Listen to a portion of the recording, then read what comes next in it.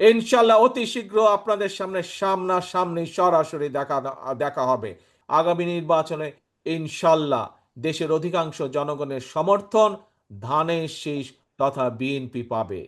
যত সংস্কার আলাপ আলোচনা হয়েছে তার অধিকাংশ সংস্কার বিএনপি 2.5 বছর আগেই জাতির সামনে ঘোষণা করেছিল। স্বৈরাচারের বিরুদ্ধে আমাদের মূল আন্দোলনের মূল লক্ষ্য ছিল জনগণের বাক ব্যক্তি স্বাধীনতা প্রতিষ্ঠিত করা। প্রিয় ভাই বোনেরা, আজ স্বৈরাচার বিতাড়িত হয়েছে, স্বৈরাচার পালিয়ে গেছে।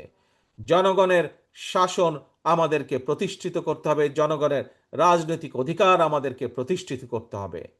সারা গণতান্ত্রিক বিশ্বে জনগণের রাজনৈতিক অধিকার প্রতিষ্ঠার মূল মূল উপায় হলো, মূল পন্থা হলো জনগণের সরাসরি ভোট প্রয়োগের ব্যবস্থা করা। এবং সেই ভোট প্রয়োগের মাধ্যমে জনগণ নির্ধারণ করবে কে আগামী দিনে একটি নির্দিষ্ট মেয়াদ পর্যন্ত এই দেশকে পরিচালনা করবে, জনগণের উন্নয়নের জন্য কাজ করবে। প্রিয় ভাই বোনেরা, আমরা দেখছি অন্তর্বর্তীকালীন সরকার সেই পথে ধীরে ধীরে এগিয়ে যাচ্ছে। আমরা কিছুদিন আগে সরকারের পক্ষ থেকে শুনেছি, তারা ঘোষণা করেছে, সরকারের পক্ষ থেকে ঘোষণা করা হয়েছে ইনশাল্লাহ আগামী রোজার আগে, আগামী রমজানের আগে ইনশাল্লাহ দেশে জাতীয় নির্বাচন অনুষ্ঠিত হবে। আমরা দৃঢ়ভাবে বিশ্বাস করি, আগামী নির্বাচনে ইনশাল্লাহ দেশের অধিকাংশ জনগণের সমর্থন ধানের শীষ তথা বিএনপি পাবে। এবং ধানের শীষ এবং বিএনপি পাবার পরে আমাদের সামনে অনেকগুলো চ্যালেঞ্জ আছে।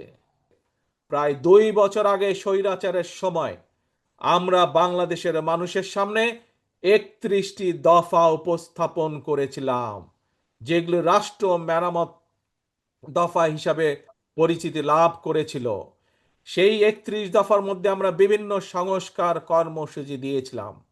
আমরা দেখেছি বর্তমান অন্তর্বর্তীকালীন সরকার একটি সংস্কার কমিশন গঠন করেছে, কিন্তু নিশ্চয়ই আপনারা পত্রপত্রিকায় দেখেছেন যে বিভিন্ন রাজনৈতিক দলকে নিয়ে যে সংস্কার কমিশনে আলাপ আলোচনা হয়েছে, যত সংস্কার আলাপ আলোচনা হয়েছে তার অধিকাংশ সংস্কার বিএনপি 2.5 বছর আগেই জাতির সামনে ঘোষণা করেছিল। আজ অনেকে সংস্কার নিয়ে করছে, কথা বলছে, কিন্তু এই সকল সংস্কারের কথা আমরা আগেই বলেছি, কারণ আমরা বিশ্বাস করি যে এই দেশকে যদি সামনে এগিয়ে নিতে হয়, এই দেশের মানুষের জীবন ব্যবস্থার যদি উন্নতি করতে হয়, তাহলে কতগুলো ব্যাপারে রাষ্ট্রের সংস্কার করতে হবে।